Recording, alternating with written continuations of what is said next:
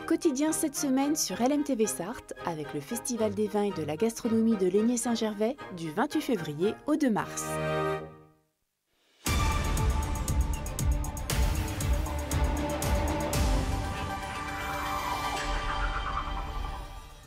Bonsoir à tous, bienvenue dans une nouvelle édition d'Au Quotidien, une demi-heure d'infos avec à la présentation ce soir Laure Girard. Bonsoir Laure. Bonsoir Anthony, bonsoir à tous. Notre invité ce soir est un artiste bien connu des fidèles d'LMTV Sarthe. Oui, réduction du pass culture dans l'éducation nationale. Alexandre Sepré alias HDW s'inquiète pour l'avenir de l'éducation artistique et pour les artistes eux-mêmes, il nous explique pourquoi. Et dans la suite, le premier forum de l'emploi agricole en Sarthe se déroulera au Mans le 7 mars dans les locaux de Classe Tractor. On en parle avec le responsable d'Agri Emploi 72, Xavier Debure. Mais tout de suite, place à l'actu.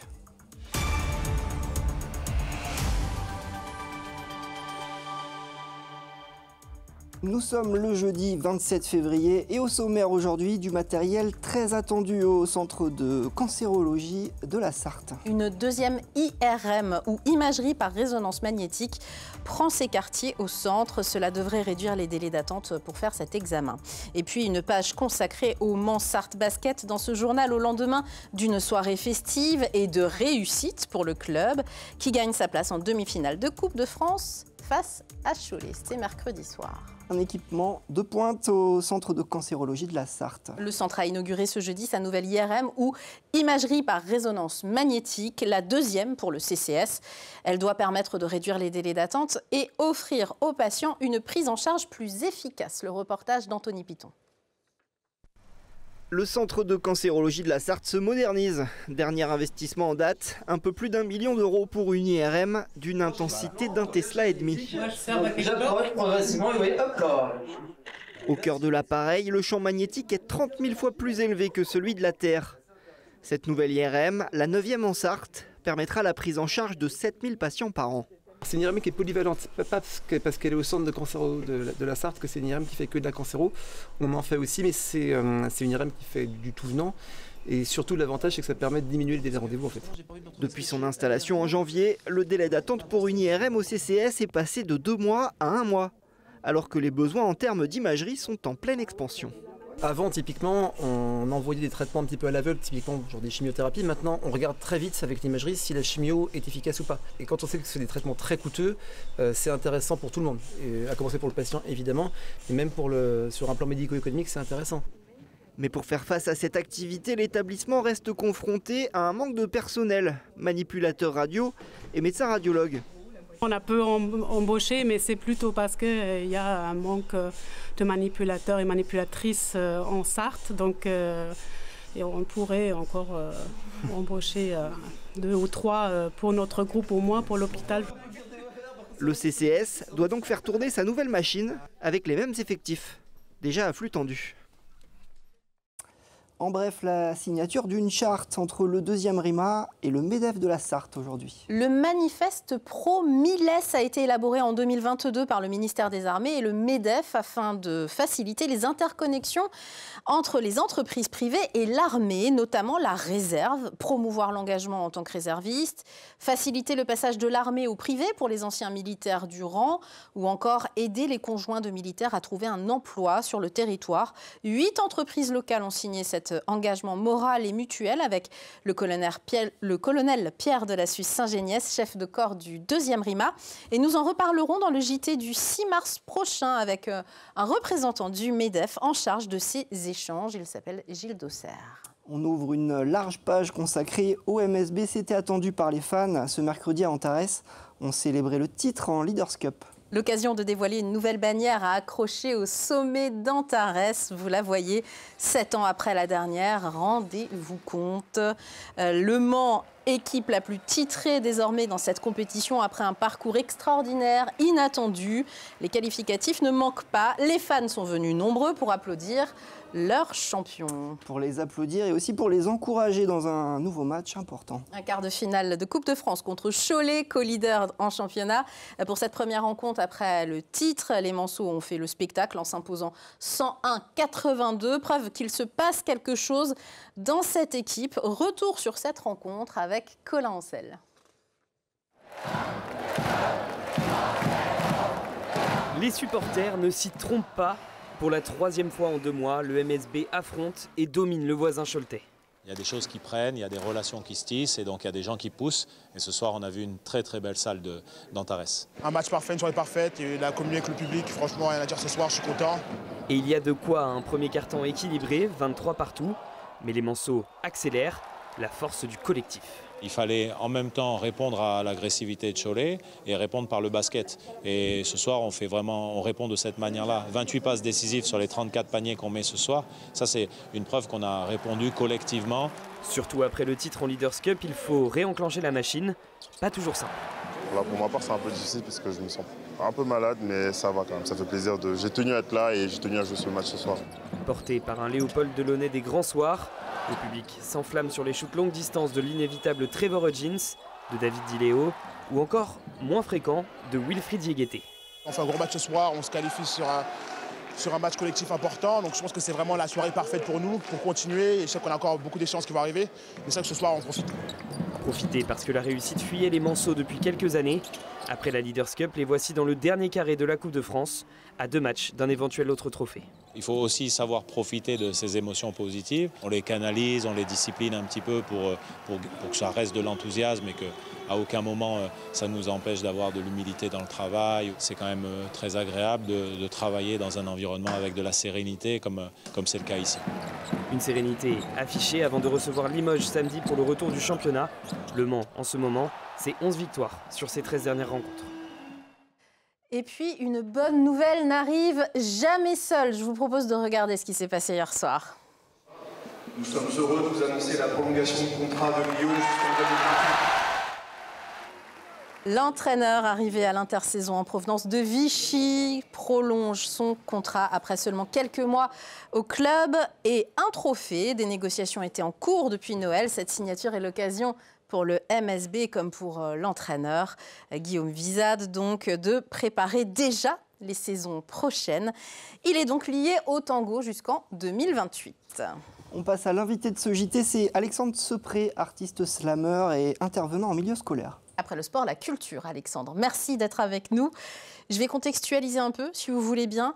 Mise en place depuis l'année scolaire 2022-2023, la part collective du Pass Culture est utilisée dans les collèges et les lycées pour financer des projets culturels, permettre aux élèves d'accéder à la diversité culturelle et du patrimoine également.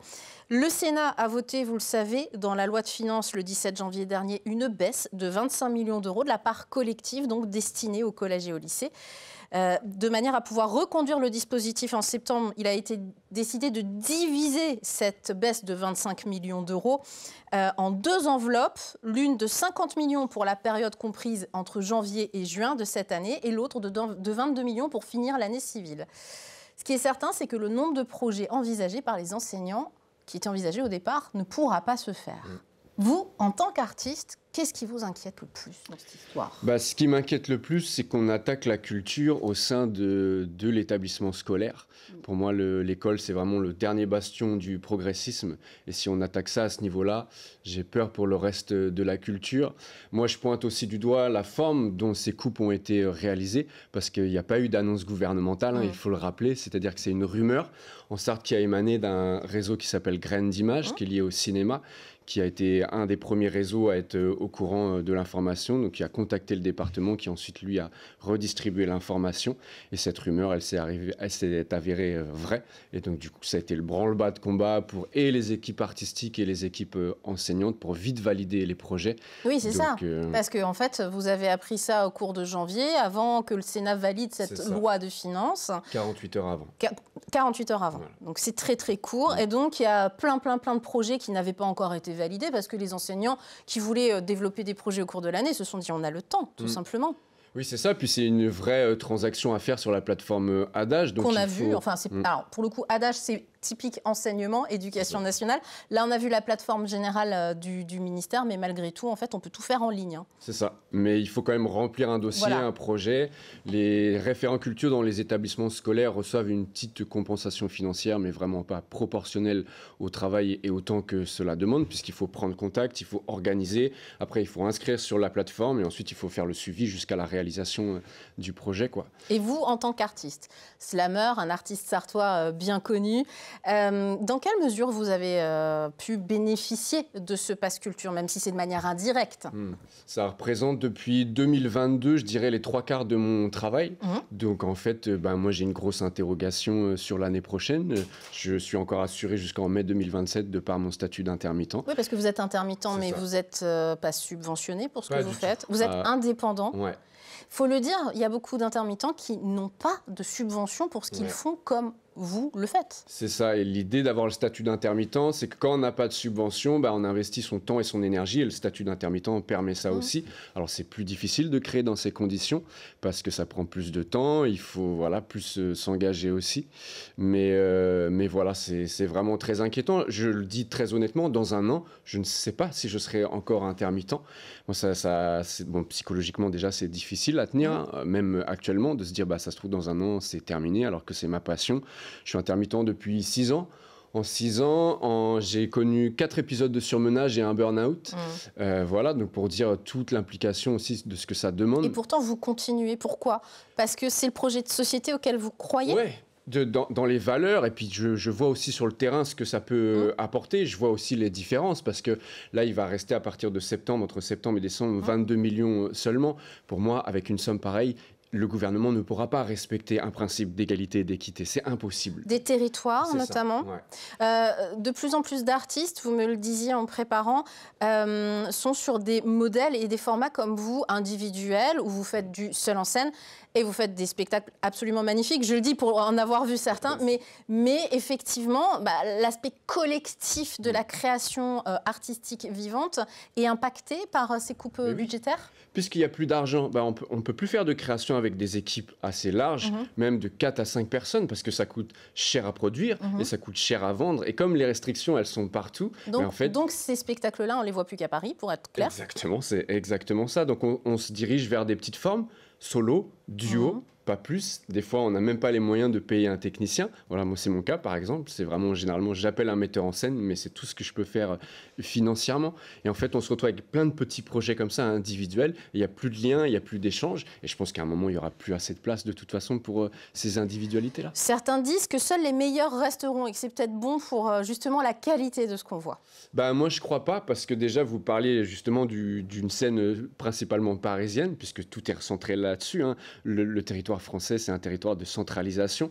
Donc, en fait, c'est censé ruisseler. Mais bon, en fait, le ruissellement, ça n'existe pas. Vous avez peur pour l'inéquité par rapport au territoire, et notamment à notre monde rural qu'on connaît ici en Sarthe. Et même... vous arrivez encore à aller dans les écoles rurales, vous? Oui, si, quand même. Si, quand même, j'y arrive. Et c'est là aussi je constate justement les inégalités. Mais c'est surtout, en fait... Par exemple, dans ma discipline, prenons le slam. Quand je dis slam, on pense tout de suite à Grand Corps Malade. Grand Corps Malade, qualité d'écriture indéniable, quelqu'un de très humain, très bien. Grand Corps Malade, il n'ira pas dans les collèges ruraux faire des ateliers, parce qu'il est sur d'autres modes, avec des moyens de production bien plus étendus. Et pareil, il n'ira pas dans les salles de taille moyenne. Les gens qui font ça, c'est nous en fait. Et quand on nous aura totalement empêchés de faire ça, il ne restera plus rien. Et c'est un savoir-faire qui va se perdre aussi. Alors sur le plan artistique, on pourrait me dire... Voilà, t'apportes pas grand-chose, c'est pas grave, mais sur le plan pédagogique, on ne peut pas user de cet argument. Je donne des ateliers depuis 2011, j'ai un savoir-faire et une boîte à outils que j'ai mis spécialement en place. Et ce savoir-faire, il n'est détenu ni par l'Éducation nationale, ni par le ministère de la Culture. Merci Alexandre Sepré d'être venu pousser ce coup de gueule, on peut le dire. On le voit sur votre t-shirt, artiste incompris, c'est un petit clin d'œil. Je vous remercie. J'invite le public à aller voir ce que vous faites. alexandresepré.com, votre site internet est mis à jour. On peut vous voir régulièrement, notamment sur notre territoire de la Sarthe.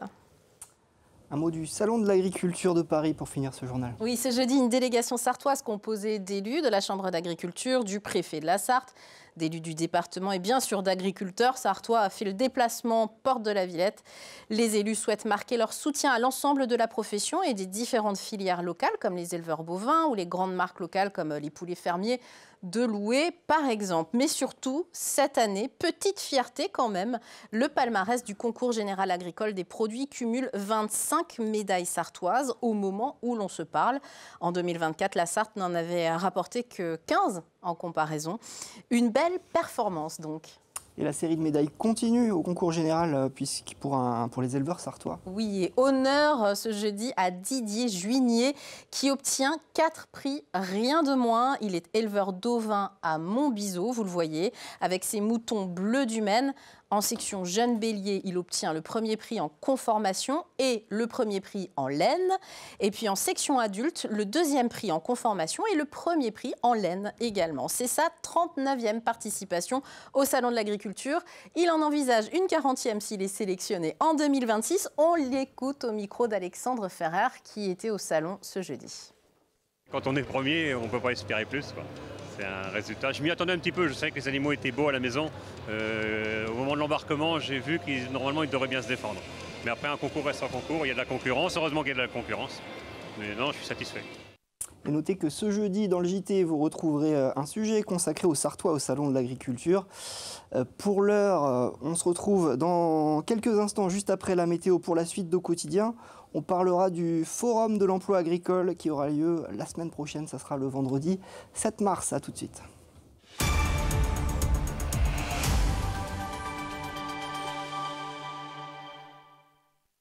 Au quotidien cette semaine sur LMTV Sarthe, avec le Festival des vins et de la gastronomie de Laigné-Saint-Gervais du 28 février au 2 mars.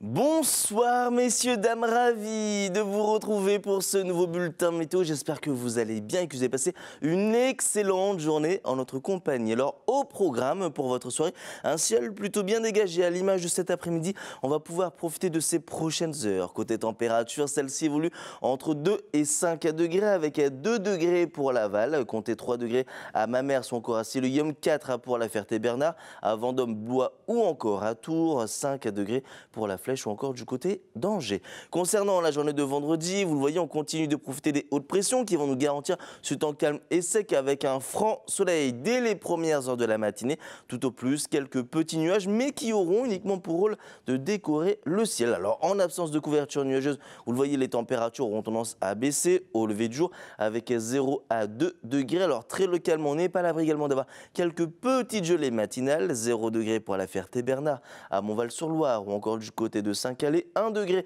à Vendôme, Blois ou encore à Tours, 2 degrés à Angers, à Alençon ou encore au Mans. Pour la suite de votre journée, même programme météo avec toujours ce temps calme et sec, on continue d'en profiter. Côté température, celle-ci évolue entre 8 et 10 degrés. Alors si on fait une moyenne, on sera plutôt conforme au normal de saison avec 9 degrés à Mamers, au Mans ou encore pour la Flèche, comptez 10 degrés pour Laval ou encore à Sillé-le-Guillaume. Pour la journée de samedi, peu d'évolution avec toujours ce temps qui restera propice aux activités en extérieur. Température plutôt stationnaire entre 8 et 9 degrés et ça devrait également se confirmer pour votre journée dominicale, mais au vu de cette échéance, on affinera tout ça lors d'un prochain bulletin météo. En attendant, je vous souhaite de passer une excellente journée.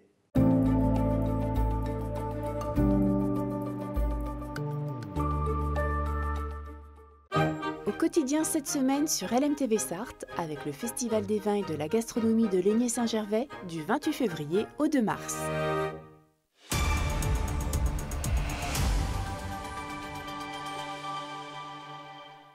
Au quotidien, la suite avec la qualité de l'air et nos partenaires RPI de la Loire. Vous le savez, ce jeudi 27 février, l'indice de qualité était moyen sur l'ensemble de la région en lien avec l'ozone océanique. Les conditions météorologiques devraient évoluer dans les prochains jours avec des vents en provenance du nord-est, faisant évoluer les concentrations en particules fines. J'accueille mon invité Xavier Debure, responsable Agri-Emploi 72. Vous venez nous parler du Forum Emploi Agricole. Ça se passe le vendredi 7 mars de 10h à 20h chez Classe Tractor. Tout le monde connaît ça au Mans. D'un mot, d'abord, quand même, Agri-Emploi 72. Pour les gens qui ne connaîtraient pas cette institution en Sarthe maintenant. Hein.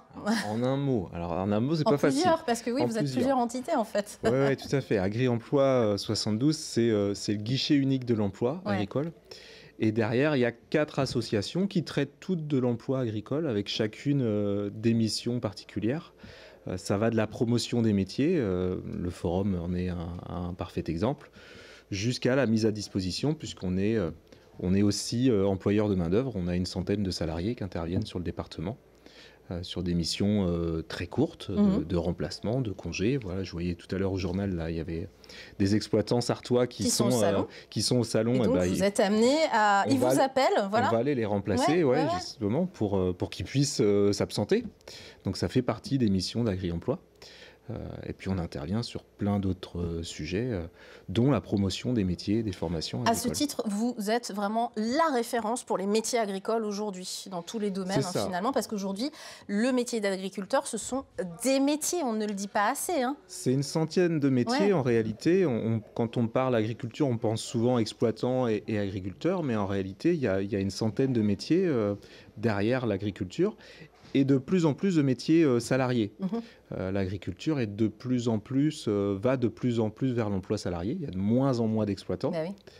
Et pour autant, il faut bien produire. Le besoin est toujours là. Donc il y a de plus en plus de salariés.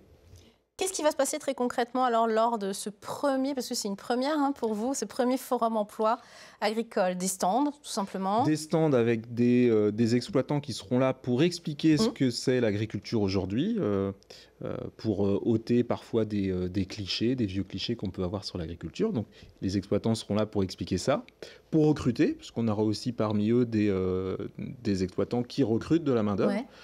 Donc il y aura aussi cette partie job dating. Il y aura également des conférences, à la fois pour les exploitants et pour les demandeurs d'emploi. On n'est pas obligé d'être demandeur d'emploi pour aller sur ce salon. Non, c'est ouvert à tout le monde. Qui est invité à venir en fait? Inviter tout le monde. Tous ceux qui veulent en savoir plus sur l'agriculture sont les bienvenus. C'est ouvert à tout public. Alors, à partir de 14 ans, puisque sur le site de classe, il y a cette contrainte-là. Donc, c'est pour toutes les personnes qui ont plus de 14 ans. Mais toutes les personnes qui veulent en savoir un petit peu plus sur les métiers agricoles, ils sont les bienvenus, évidemment. En Sarthe, on a de bonnes formations agricoles aussi. On pense par exemple au lycée de la Germinière à Rouillon, par exemple. On les salue d'ailleurs parce qu'on sait qu'ils sont nombreux à nous regarder. Ce sont des métiers qui attirent toujours, malgré la crise agricole dont on entend parler. On se souvient des manifestations d'agriculteurs en début d'année dernière, etc. Ça attire malgré tout les jeunes? Ça attire encore, oui. Et puis c'est bien l'objectif du forum, c'est d'attirer encore plus parce que les besoins sont de plus en plus importants. Les salariés agricoles, on est 10 000 en Sarthe, il y a 10 000 salariés agricoles, c'est plus 7% sur la dernière année, plus 17% en 5 ans. Donc la demande et le besoin est de plus en plus important, mais ça attire, ça attire toujours. Et puis les centres de formation seront présents au forum. Donc, pour plus d'informations, le 02 43 43 68 87. Il y a 6 agences Agri-Emploi 72 sur le territoire, je le signale. Alors, ce n'est pas tout à fait des agences Agri-Emploi 72, mais on peut aller sur votre site pour connaître les points, les points d'ancrage. Vous maillez le territoire, finalement. On maille le territoire. En fait, on a une agence Agri-Emploi, mais on travaille avec l'ASC FIGA, notamment, qui est un réseau d'expertise comptable, qui, eux, ont des agences. Donc, on a des permanences un peu partout et puis on se déplace. On peut aller parler à quelqu'un si on en a besoin, en tout cas. Et au Mans, vous êtes 9 rue Jean Grémillon, je le signale, pour les gens qui sont intéressés. Évidemment, toutes les infos sur agri-du6emploi72.fr. Merci pour l'organisation de ce tout premier salon. C'est la fin de cette édition. Tout de suite, vous retrouverez l'ami Chloé Bergerat avec Culturel et ses invités. Nous, on se retrouve demain en direct, vous l'avez compris. Aujourd'hui, Alexandre Ferrer, notre journaliste, était toute la journée au Salon de l'Agriculture. Donc demain, dans le journal, vous aurez un long format sur le Salon de l'Agriculture, entre autres actualités. À très vite.